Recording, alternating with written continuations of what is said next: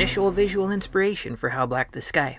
In the run-up to releasing Book 3 of my gonzo pulp fantasy series Heroes Metal, it occurred to me that speaking on the concept of the series could prove a nice exercise in bloggery, an on-ramp for new readers, and perhaps a short bit of curiosity to those already following the series. There's been a lot of talk between indie authors in the pulposphere this year about our actual literary missions, our canons of confirmed-based literature, what we should be making and for whom, and all sorts of other relevant but sort of purity-related elements of the craft. Being some of the most opinionated, passionate, and simultaneously open but hard-set humans on the planet, we've got all kinds of authors in our sphere writing the full spectrum of literature. Those who wish to produce great, if obscure, literary works, and those who wish to make toys and diversions for the current generation of neglected boys. I'm somewhere in the middle, though you could be forgiven for assuming that Heroes Metal in particular is purely about fun based on the way I typically promote it.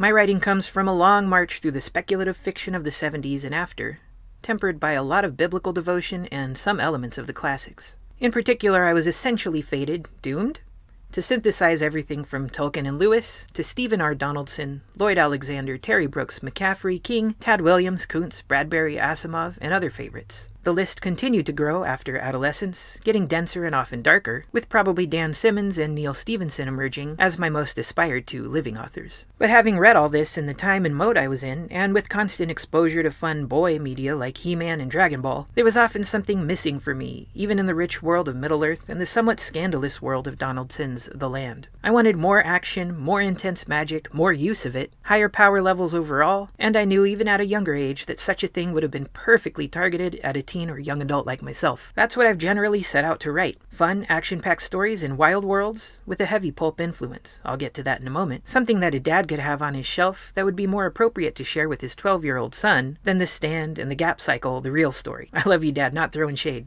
But I didn't just want all fun and games. I wanted meaning too, even if I wasn't willing to hammer on themes quite as hard as Donaldson, or linger on character as long as King. I wanted to see deep notions of Christian morality, contrast them against the evil I saw in the real world, provide both an escape from the mundane, and a bit of mental armor for a reader to take back through the portal with them. My first manuscript, Coming to Power, was a more Tradpub-style, Tolkien-esque attempt, but after the long years spent world-building and the understandable need to mash up and recreate much of what I'd read before, I needed something looser, an outlet. Enter Robert E. Howard and Conan. My exposure to pulp at that point was woefully inadequate, and the punchy focus of the Conan stories lit a new fire in me. Two things collided with everything I already was as a writer. That strong, solid characterization, that stalwartness, and the transcendent vibe of the progressive heavy metal I'd just begun to listen to. Action, violence, magic, might, throwing off the restraints of this is how you write fantasy? Yes, all of that. But also the rising of spirits, the reaching for heaven, the overcoming of deluded humans who think they are our gods, and the principalities behind them. The power of friendship, not like the Care Bears, but instead the cord of three strands that is not easily broken. The power of good men and women to smile in the face of evil and death and say,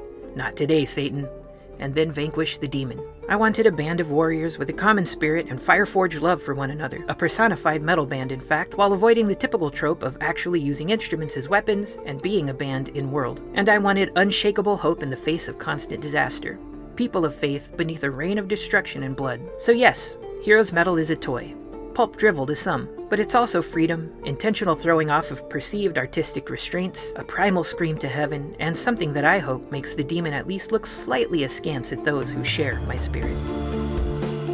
In How Black the Sky, we meet our heroes, get the band back together, and strike out to stop an evil warlord's invasion.